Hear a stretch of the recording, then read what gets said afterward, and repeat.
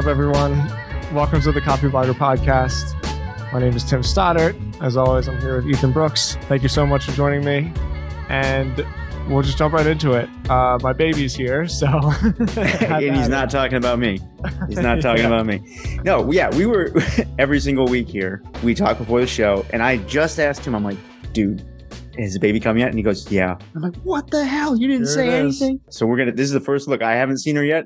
Well, hold on. I'm going to show you. Yeah. And for the people who are on YouTube, I'm sticking my phone up to the camera. So, having a baby is a very personal experience. So I got to be careful with some of these pictures, right? So this is really cool. This is something that I'm like really excited about. When my son was born, we basically accidentally took a picture that turned out to be really funny. He's just a big squish bob. And when you have babies, it's called like skin to skin. Like the touch, I think, is very important. They like it to be on your skin. So I'm always like without a shirt on. And everyone's like, why the hell aren't you wearing a shirt? And so this is why. For the people watching on YouTube, there's a reason why I don't have a shirt on. So this is when Julian was born. This is literally, he's a day old. He's just a giant tub. He's like a hamburger, right? But it's so cool because Willow, that's her name. I had a daughter. We got the same exact picture, basically in the same exact room. Oh my God. I know, isn't that badass? Congratulations, man. Thank you. It was a wild experience. Nothing went right. I wouldn't say there were complications. It was just a couple scares. My wife had like a fever. Baby's heart rate was like 200 beats per minute, and everyone was saying like, let's at least talk to the C-section team. And I mean, obviously you got to do what you got to do, right? Mm-hmm. But there's just reasons why like a natural birth is better, and so we were like really just sticking to it, like, no, let's stay calm. And we finally figured out my wife has had rhinovirus. It's basically a cold, but it's just like a really contagious, severe cold. And so once we figured that out, she got Tylenol and her fever came down, and then it was just smooth sailing from there. So yeah, I mean, just like Julian, she's 3 weeks early. And it's great. Like, it's really great. I'm really happy. I'm very grateful. All is well. Everybody's happy and healthy, and I'm excited, man. Congratulations, man. Thank you. Yeah, I was wondering because last week we talked about it. I'm not sure if we talked about it on air or not, but you said, there was like a close call last week. Thought maybe she was coming then. And then today, right before we recorded, and I'm keeping my voice down for people listening because I'm in a hotel, but right before we recorded, I texted Tim. I'm like, I just landed in my hotel, set my stuff up now. He goes, hey, maybe a few minutes late, just finishing up a walk with my dad. And I'm thinking to myself, is Tim in Philly? And we came on. He's not. He's in his normal studio, which means I'm like, Dad's in town. So I was like, did the baby come? And he goes, yeah. Yep. So congratulations, man, to both of you and Jules, and to Julian, his big brother now. That's cool. Yeah, so. It's strange because he can really recognize that there's a new thing, like he can't talk yet, but he's very much more, there's a word for it. It's kind of escaping my mind right now, but he's very much like aligned with the fact that there's a new being in our home and like in our sphere, like our little energy orb. And so that's been cool to see. He keeps going up to her, and, we keep her in this like Moses basket basically. And so he keeps like going up on the table and like tippy toeing and looking into it. Well, we got some cool pictures, man. It's adorable. So yeah, I'm happy. Life is good. I feel great. Thank you so much for asking. Yeah. So what are we talking about this week? We got a couple of things to go through. Well, look, I knew you were busy this week. You are at, what's it called? The Inbound conference for HubSpot. Huge event. Might be one of the top 3 biggest, maybe even the biggest one, marketing conferences in the world, I think is probably safe to say. So I know that you put a lot of work into that. I'm sure your presentation went well. I can't wait to hear about it. We'll talk about it when we're done recording, just because we got a lot of shit to go through today. And so I just took the reins, and I've mentioned my friend a few times from 8 and 9 Clothing, and his story is actually really, really cool. And it's full of ups and downs. I've personally been involved with the growth of his brand a lot. And it's I don't even want to call it a mistake. And when I explain it, you'll see why. But one of like the harshest lessons and potential failures I've ever had in my life was a decision that I made for his brand, an SEO decision. And I knew at the time it was the right long-term decision. However, it had very, very like immediate consequences to his company. Wow. And like, he's a great friend of mine, you know, and it was hard, man. Like, it really, really hurt. But knowing, if I knew then what I know now, I would have approached it a little bit differently. I know that like it was the right thing to do, and like I got some cool data to show it, but it's a great story. So this sounds like it's gonna be awesome. Just for people awesome, who are either new to the show or maybe just tuning in for the first time in a little while. 8 and 9, actually even for me too. 8, this is the brand that you said you really like a lot. You've been trying to buy into his company for years, right? Exactly, you mentioned this a couple of weeks ago. He will not let me. And it's like a streetwear, right? Yep. That's the term. That's the cool kid term for it. Yep. Okay. Yeah. Okay. I'm gonna share my screen. Here we go. This is 8 and 9 clothing. It's streetwear for sure. And what is so fascinating about fashion is that it's always moving. And so 8 and 9 has been around for 20 years, and I really, really mean that. It's in Miami, which is how I got involved with it. Like, their impact in Miami has been really strong. But also New York City, LA. I mean, all over the country. It's so cool to be in airports and see 8 and 9 clothing and run up to people and be like, yo, 8 and 9. And they got like a really cool community that they've built through some of their social media and just some of their, what do you call it, culture. So it's been great. Can I ask you a quick question? Sure. So the founder's a friend, right? Now, did you know him before he started it, or did you meet him because we were a fan of the brand? A little bit of both. I met him through an old agency that I actually did some freelance work for. This guy asked me to come on a sales call just because he was like this sales hustler who didn't really know anything about internet marketing, but he wanted to start an agency. And so he would always take me with him on sales calls when I was like just starting out to actually like say some shit that made sense. Right. And so I met him through that call, but it turned out that me and him just ended up working together because we just vibe. So this is him. This is his Instagram. His name's Ray Gilbo, and he's super cool. He was at my wedding. I'd really consider him one of my best friends. And I love the fact that like he's in, you know, this company was the number 2 bestseller all time on a website called Karma Loop, which was just a huge streetwear reselling brand. They were second to the hundreds only. Like Bobby Hundreds was a huge influence on him. He's got pictures of like, you know, 50 Cent and P. Diddy and just the who's who of hip hop wearing his shit. So he's really been around. But I love how he just stays behind the scenes, you know, like he's not out there on Instagram. He's not showing his like watches or whatever. He just loves to make clothes and do his work. And so Ray Gilbo is his Instagram.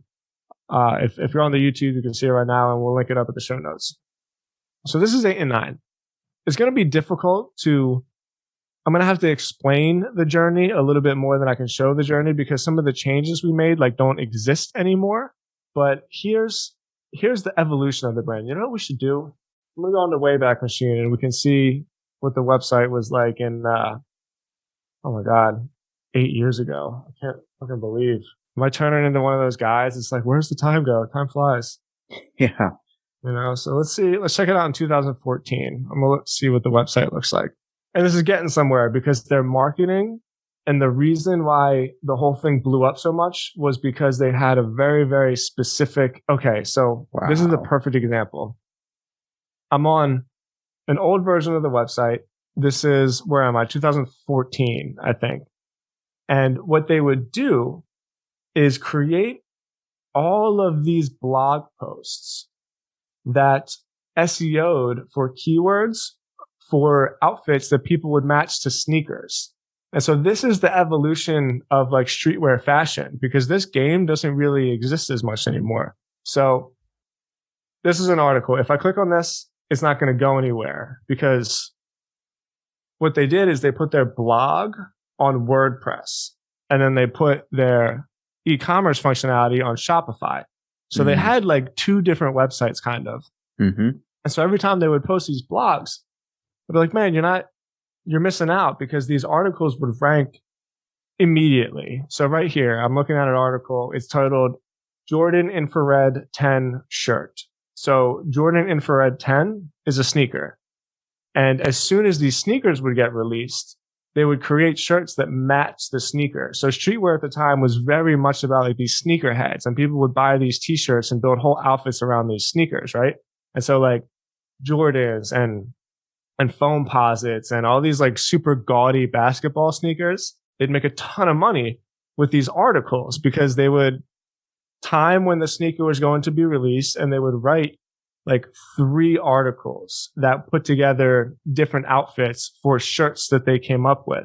And as soon as the sneaker was released, it'd be like, bam, Jordan Infrared t-shirt. And so, like I said, I can't click on this because blog.8and9.com was the WordPress site where the articles used to be, and it doesn't exist anymore. Mm-hmm. But if I were to click on this article, it would be just a whole list of t-shirts and outfits that match the Jordan Infrared 10 shirt.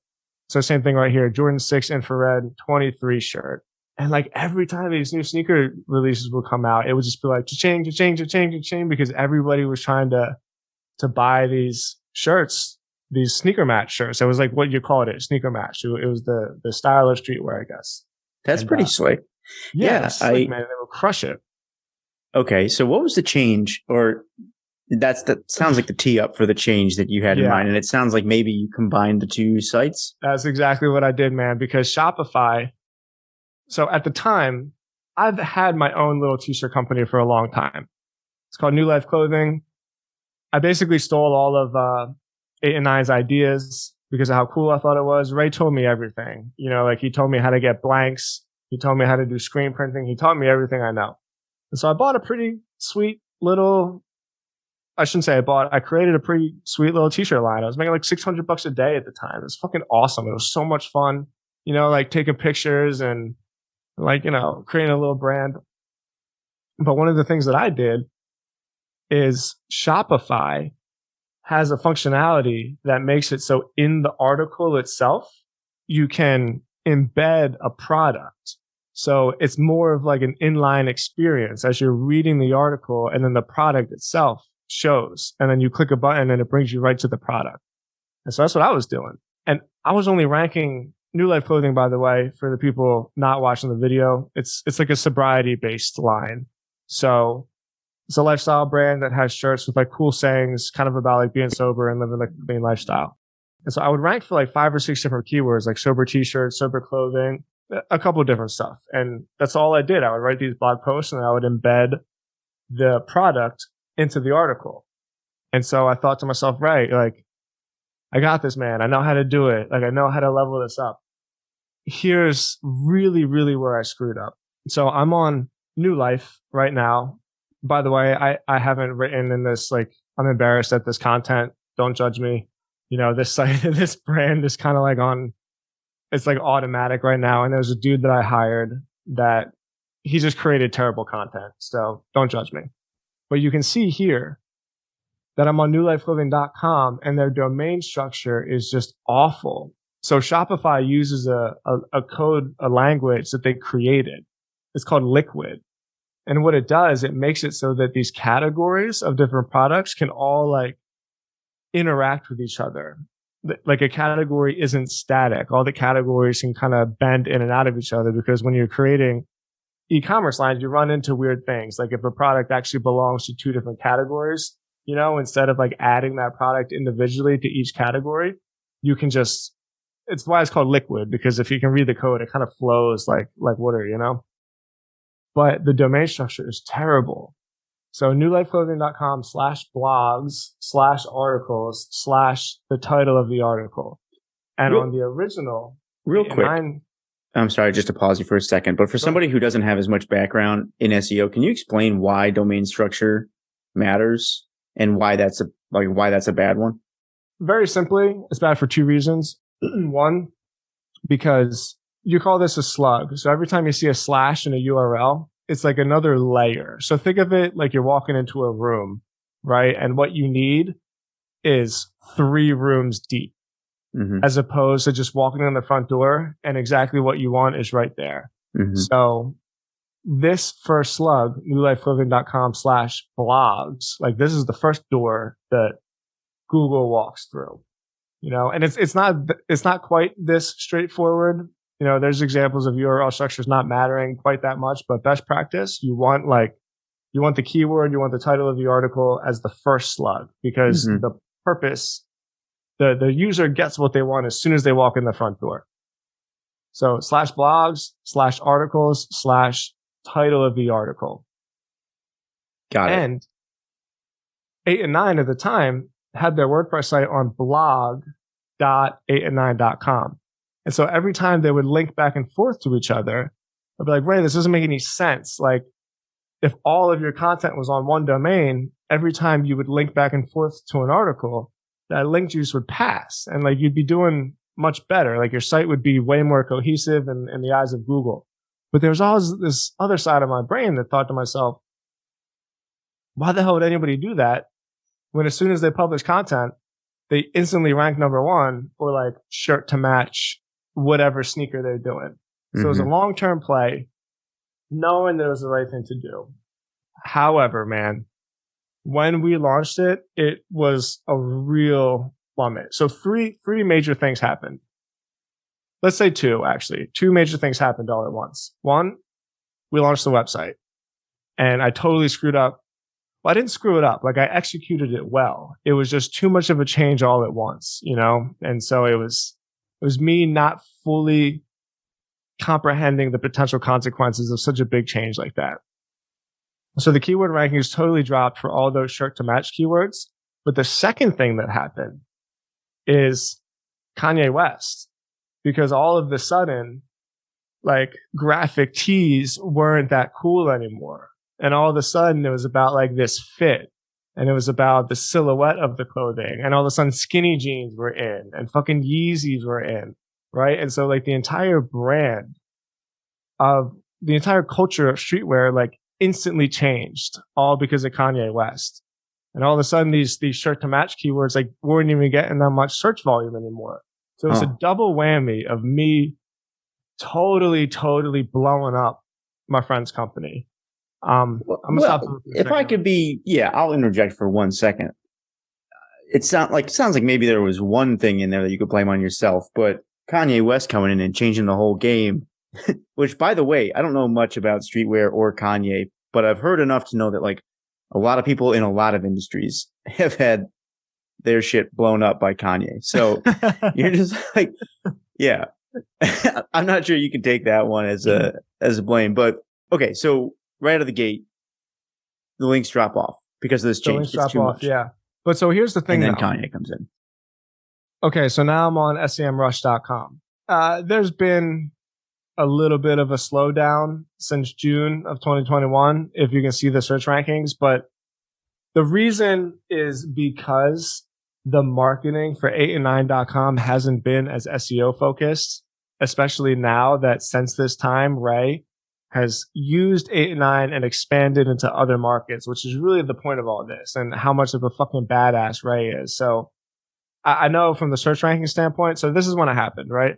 You see it, and then all of a sudden, Google just says like, yes, all of the content is on one website. This is what we want. And then bam. So like what we did. Sorry. Can I, as a non-SEO person, do not understand what I'm looking at here. So for people listening, I'm looking at a line, looks like a trend line. It's going from 0 to like 35,000 or so. Yep. And that runs from like January 2013 all the way up to now. And back in 2013, it was pretty close to 0. So it seems like things were just kind of getting started back then. And then it rise around 2017. You guys are around 9K. What is that? That's organic traffic per month? Yes. But also remember that I can't remember exactly when we launched the website. It was 2017. It was right about here. Okay. So this is only 8and9.com, right? Because all of the web traffic went to blog.8and9.com. And so it was right around here when Google finally figured out that like all of the traffic is now on 8and9.com. It's all on this one domain as opposed to blog.8and9.com. Okay. And for people listening, what we're seeing is like basically a hockey stick straight up when that happened. So, so that is what you're talking about when you say it was the right move. Yeah. Yes, that's exactly right. It was okay. The right move. Where's the wrong move showed in this data? Like, is it that because I see a drop off maybe 6 months later, it kind of drops back down? This drop off is pretty natural, honestly. The drop off that we're seeing, again, for people not looking at the video, from June 2021, there's been a little bit of a drop off, but this is different. This is because Ray and 8ix9ine took their marketing dollars a little bit away from SEO and invested it into something new, which is so freaking cool, and which is really where this story ends. You know, so from December 2017 up until, I mean, really it was like the beginning of 2021 when they made some of these changes. This was a ton of success, you know, and this was finally the website getting traffic to itself. But what you don't see is like from here to here, if this was blog.8ix9ine.com, if we were looking at the search traffic for blog.8ix9ine.com, it would have been a huge drop off because all of those shirt to match keywords disappeared because Google was all of a sudden like, whoa, where'd all this stuff go? And they couldn't quite figure out that it was all in the root domain instead of the subdomain. Okay, let me re-explain that for people who, again, are like me and don't quite get the SEO thing. So this period of time that we're talking about back in 2017, for people listening to it, the traffic line is basically horizontal and it's not really moving. And then all of a sudden it shoots straight up. And in my head, I'm thinking to myself, where's the problem here? It looks like you changed the website. Took a little while, but all of a sudden Google figures it out. And now Tim's a hero. And what you're saying is during that time when Google was figuring it out, like literally all the rest of the traffic that used to be coming in disappeared. Okay. So now I'm on board with you. All right. But eventually it started to work out. Yes. But then not to mention the whole game got flipped upside down because they had to change the brand to be a little less like flashy graphic tees and more about silhouettes and like the fit and the skinny jeans. And so they really adapted, right? So this pair of jeans that they created, I mean, dude, like it looks cool.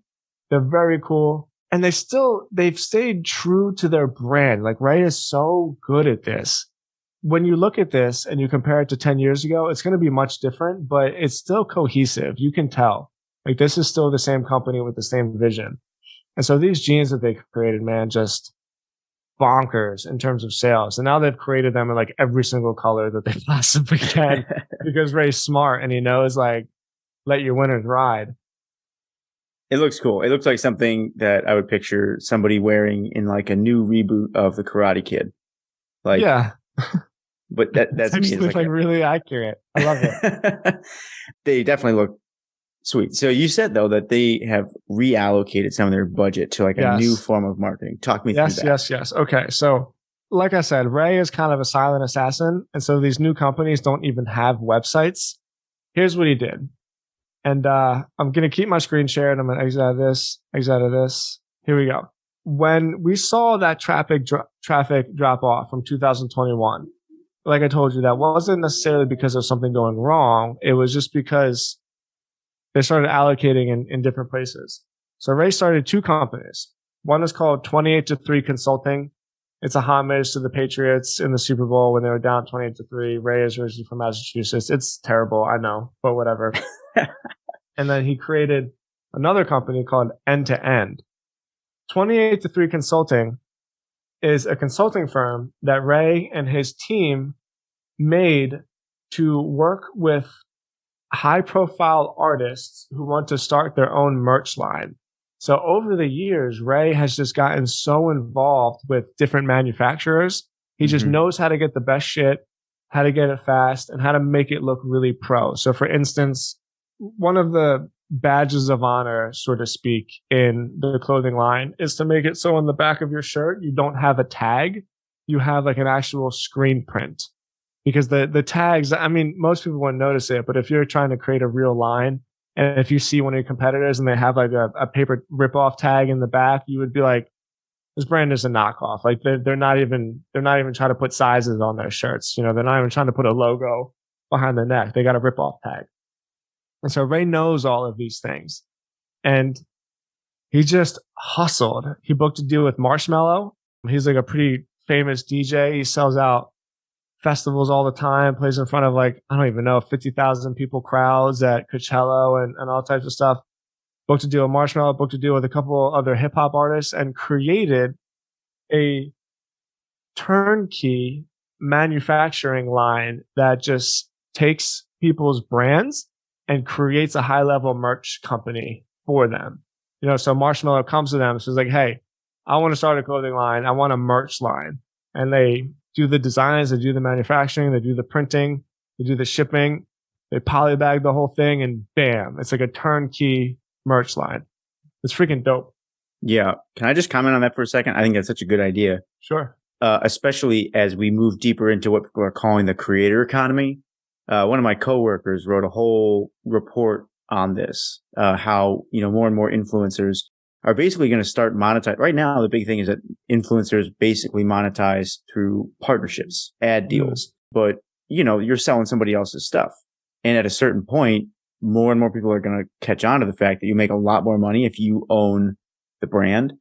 And so this whole idea of building basically shops or turnkey solutions to help influencers in different industries crank out their own products is pretty cool. I think fashion is a huge one. I think like makeup would be another huge one, just based on some of the like influencers that are working in that space right now. There's a few, but this is really cool. So that was the consulting company. We're looking right now though at something called Rolling Loud. What is that? Yeah. Well, perfect transition. The consulting company isn't quite as hands-on as his second company, which is called End to End. So the consulting company is exactly what it sounds like. It's more consulting. It's more design. It's like helping somebody create a brand for themselves.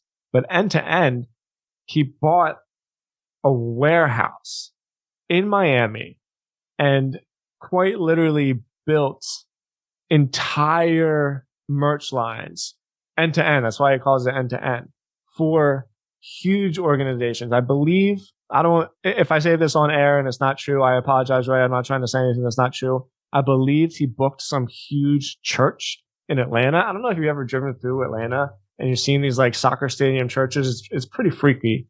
Nonetheless, huge budgets with those organizations. So he booked a deal with them, and then he booked a deal with Rolling Loud, which is just a really, really big hip hop and music festival. And he built the entire merch line for Rolling Loud, end to end across the whole world. So now I'm going to be on his Instagram. Check this shit out, bro. Look at this. Holy shit. I know. So this is him. I'm so proud of him. We're looking at a packed stadium. How many people is that? I'd say Rolling Loud has got it's got to be 20,000 people.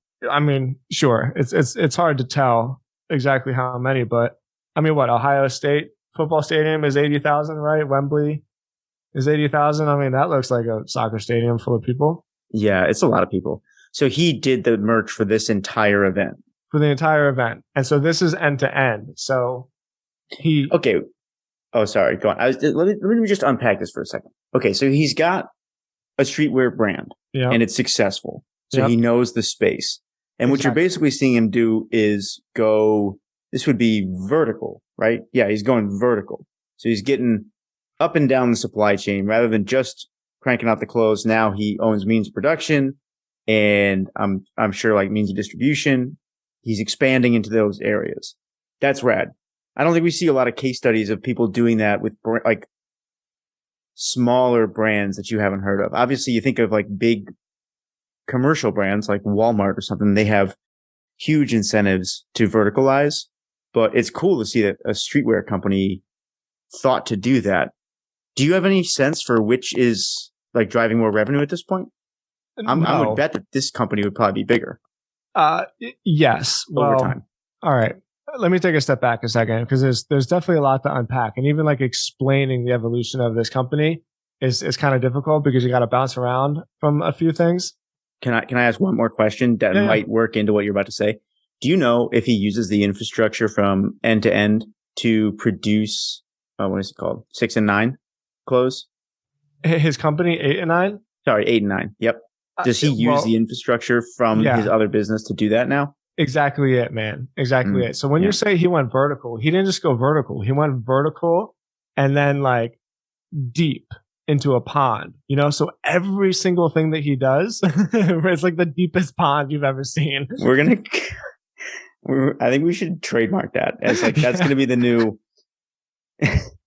It went deep into a pond. Yeah. That'll be the new case study format that like HBR works off of. Is it, it's be 5 deep pond dives. Okay. So you vertical all the way up and then down into and then he went down. muck. Yeah. Okay. So what's so cool is that 8 and 9 is a fashion brand, but it's really a media brand. Like really, he took his showroom, they call it, in Miami, and he turned it into a podcast studio. So one of the things that he did, there's a really big hip hop podcast called Drink Champs. I mean, it's huge. It's a really big deal. Like Noriega, is one of the hosts, another one of the hosts. I forget his name. If you've seen a picture of him, you definitely recognize him. He's big in the hip hop space. I think he's a producer. And so then overnight, you know, like some of the world's most famous rappers were just coming into his showroom and doing a podcast. And then, of course, in the background, it's all the 8 and 9 shit, you know? So I got to meet Jadakiss through there. I got to meet all 3 of them from Lox, LOX. And everybody, like, you know, Nipsey Hussle would come through and 50 Cent would come through and Puff Daddy would come through. I don't care that he wants to be called P. Diddy. His name's Puff Daddy. And it was great. So the show Drink Champs turned into like a media company that promoted his brand. So he's got the leverage of tech and media that we talk about, right? But underneath the leverage, he's got the infrastructure. So with 28.3 Consulting, it wasn't end to end as much as we think of it. It was more so like, hey, you're a DJ, you want to start your own fashion line, I'll help you do it. And so he took that next step, right? He took his expertise and productized it. And then after doing it for so long, he's like, you know what? I can just build a damn warehouse. I can just literally be people's entire infrastructure. And so the leverage that he has is huge, because once he gets like built in to these companies, the whole entire thing depends on him, you know? And so now he went from a tiny little fashion brand in Miami to controlling the whole infrastructure of, you know, one of the world's, Rolling Loud is probably top 20 biggest festivals. I don't know, maybe top 30. I don't know for sure, but it's huge and it's a big deal, and I'm so proud of him. There's a couple things I love about this. One thing, I want to try and bring this home for people who are listening to it and thinking about like, well, how does this apply to what I'm working on right now? And there's a lot of ways. One of the ones that occurs to me as you're unpacking this is the thinking behind client acquisition for end to end. Yeah. So it sounds like, well, let's just talk about the brilliance of like taking your storefront and turning that into a hub for content creation. So cool, right? Something that, I don't think a lot of people are really thinking about. And he would like right invite now. vloggers in, and he would just be like, yeah, come on in, bring your camera, do a show here. You want to sit down and do an interview? And like, he really decorated the whole thing. It was so cool. That is so cool. And think about all the different ways you could do that. So if you're, like in the restaurant business, right? Or something like that, just having the facility for content creators to come and like have a professional setup and do their thing at your location would stand out. I mean, you and I know this. It's funny that you mentioned this now. I'm in a hotel doing what I call the Sampar special, which if he hears this, he hates that term. And people throw it around for like a lot of different reasons, but I'm going to use it today. My laptop is balanced on an upside down ottoman, balanced on a hotel coffee table. Yeah. So it's like people love doing this content stuff. It's not always easy to find a good place to do it. And if you have a facility and you can like tap into the content creator dynamic inside your industry, I think what he's doing in terms of just drawing people in is totally doable for a lot of people who have some kind of space already. So I love that side of this. And then just, you know, like we talked about a little bit earlier, thinking about what's next after you have a successful product line, which aspects of the rest of the vertical chain that you can integrate or expand control over. Do you have any idea what the deal looks like between him and the podcast that you mentioned is hosted in his space? Like, did he get equity in that, or did he just say, hey, come on in and use it for free, but just bring cool people in and not like, okay, cool. So that's how he's probably getting clients for end to end, is that like all the coolest rap stars are just dropping by his place. That's it. This is so neat. Didn't the Hundreds do something like this too? I know their office is supposed to be real cool. It's like skate ramps and stuff in it, and they have like an incubator there. So is this just like a streetwear thing, or are those just two? Like I said, a coincidence that two companies in the same space happen to have done something similar. I don't think it's a coincidence, because we talked about the Hundreds before and how they were like one of the first fashion brands that used high level content. And Ray definitely pulled a page from there.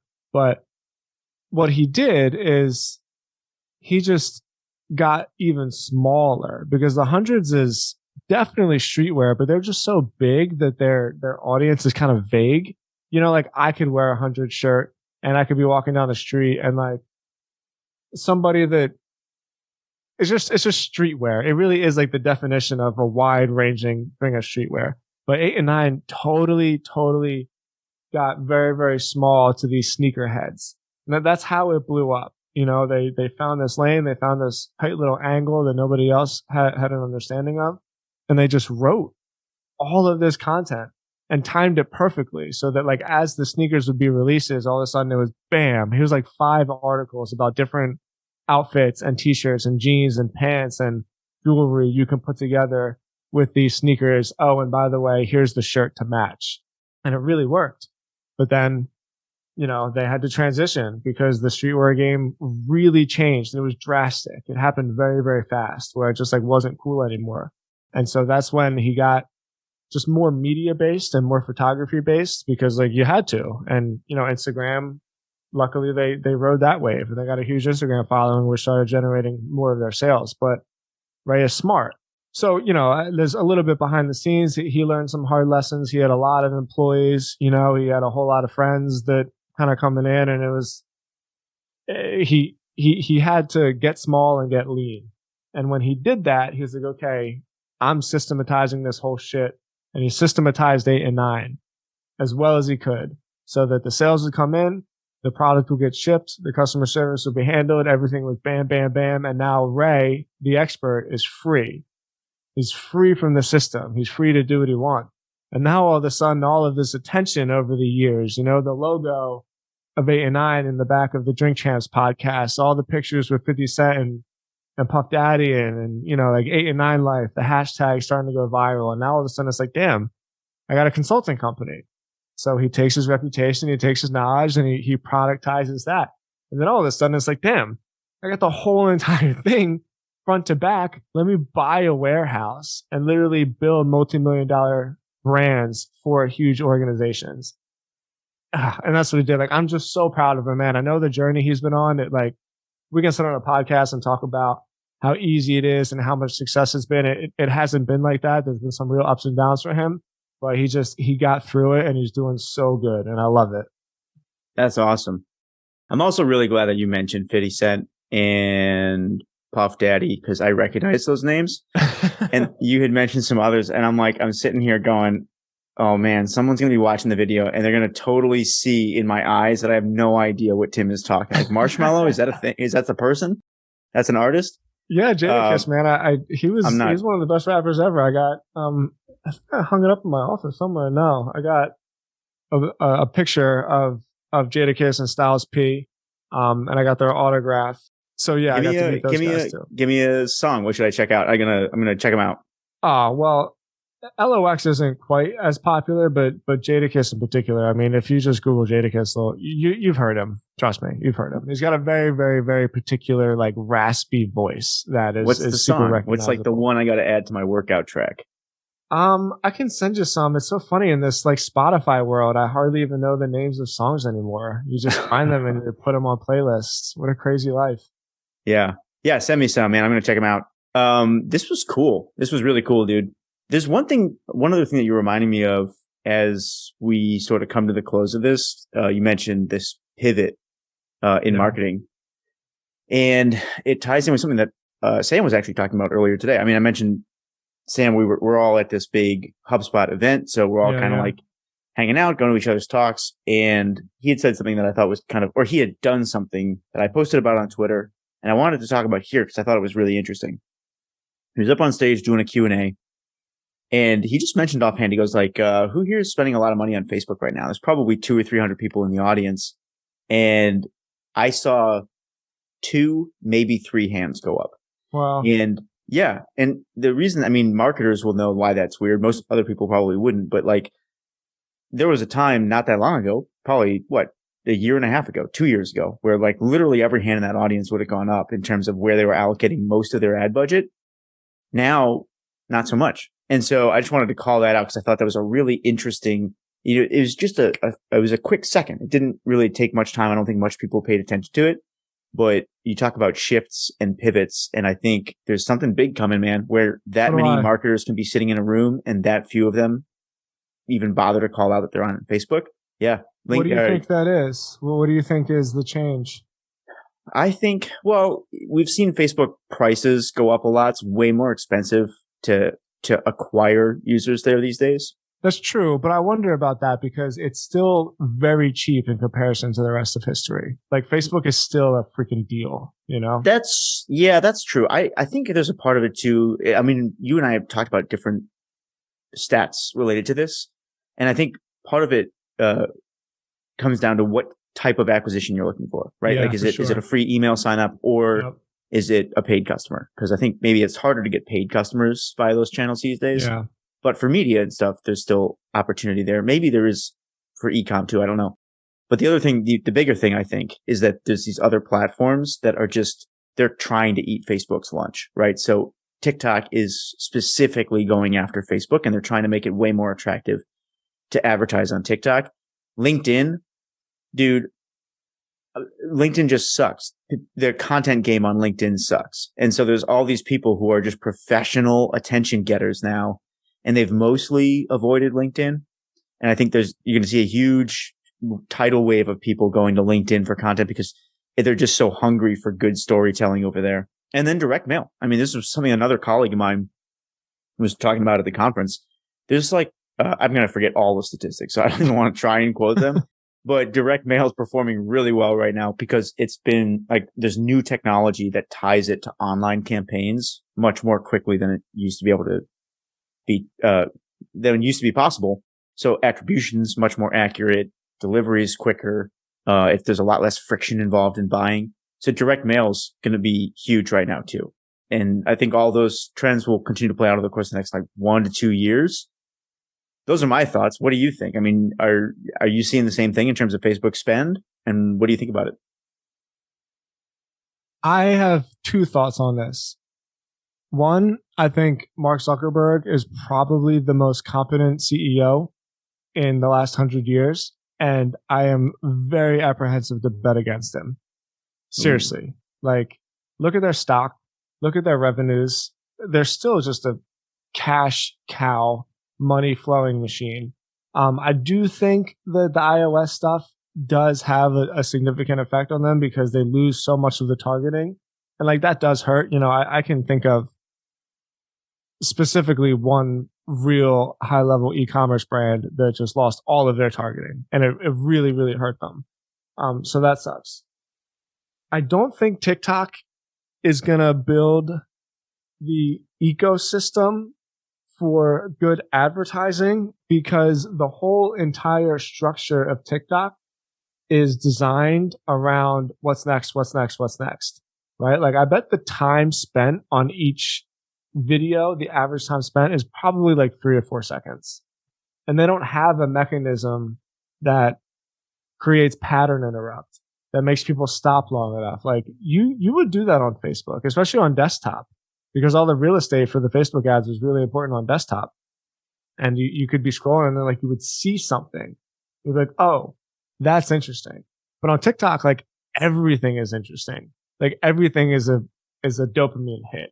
And there's nothing that actually takes you back to go like, huh, what's this? You know? So we'll see how that plays out. Like I don't have any skin in the game on that. I don't really care either way. It's just my personal viewpoint on the personalities of the platforms, let's call it.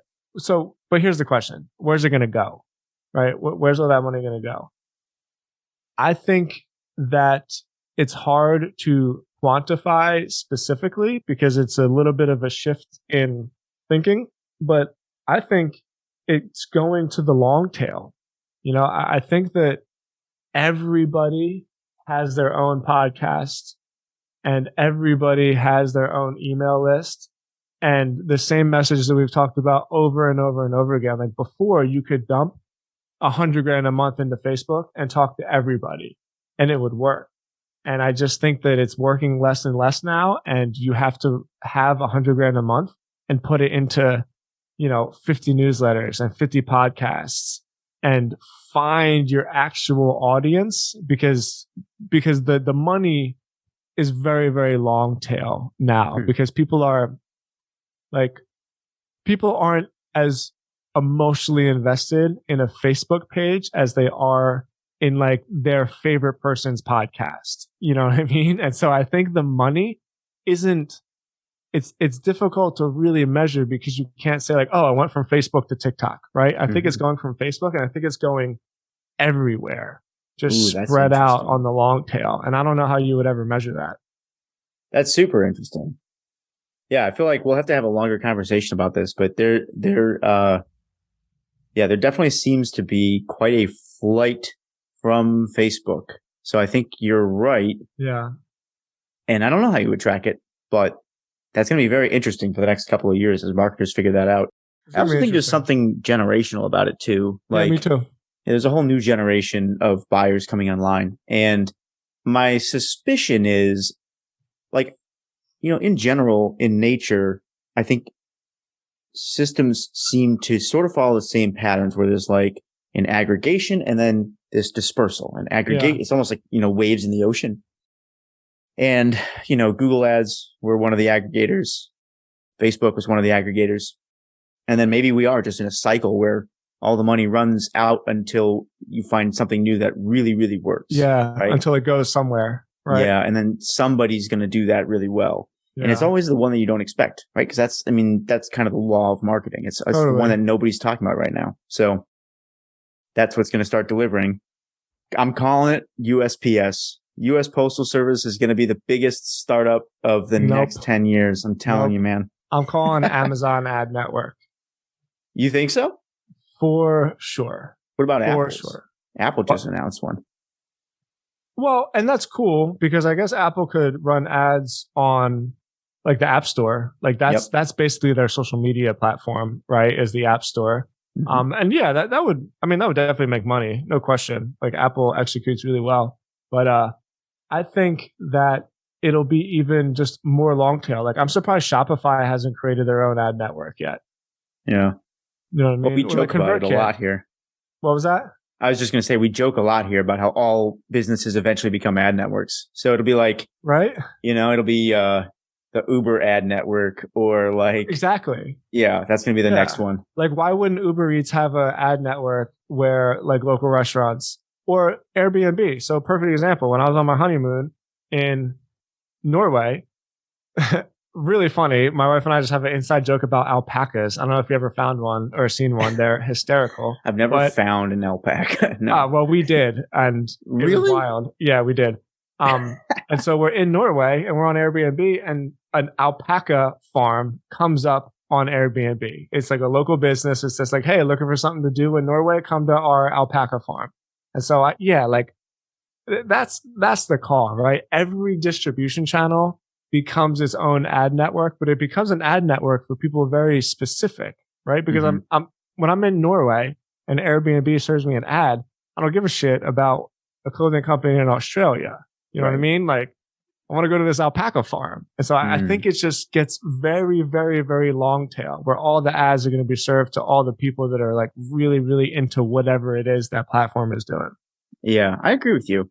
I think there's also a black swan element to it too. Like I don't know what it's going to be. That's kind of the purpose of the black swan. But, I've lived through enough cycles now to come to expect that whatever the next big thing is, I don't actually think anybody's equipped to predict it because I think there's almost always some element that's completely unforeseen, right? So some new technology comes into play or something like the pandemic. I mean, nobody would have been predicting that newsletters would have been a huge advertising, vehicle 3 years ago. Just wasn't going to happen, right? The whole story 3 years ago is nobody pays for content. Yeah. And now Like New York Times has proved that wrong. So there's always some black swan element. And I guess we're just waiting for that shoe to drop and see what it ends up being. But I agree with you.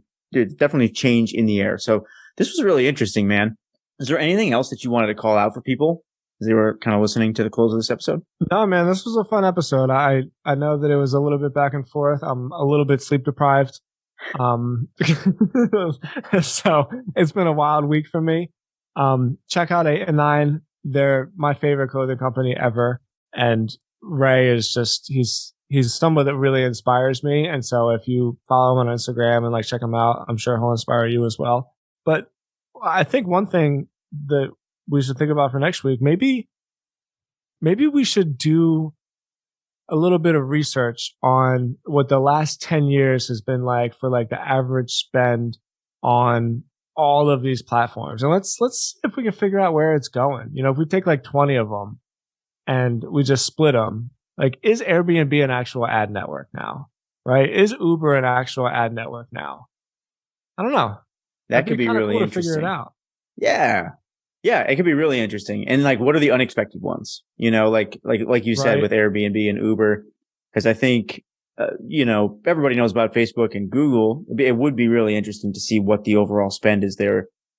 Because, you know, the other thing is like, you hear all these doomsday things about how people are like, yo, we're going into a recession potentially, or, you know, that shit annoys this me. Type of ad is dying. That type. Well, yeah, hopefully it doesn't annoy you too much because we did a whole episode on it, but the fact remains, like, nobody knows if we're actually, no, that's not what I was going to say.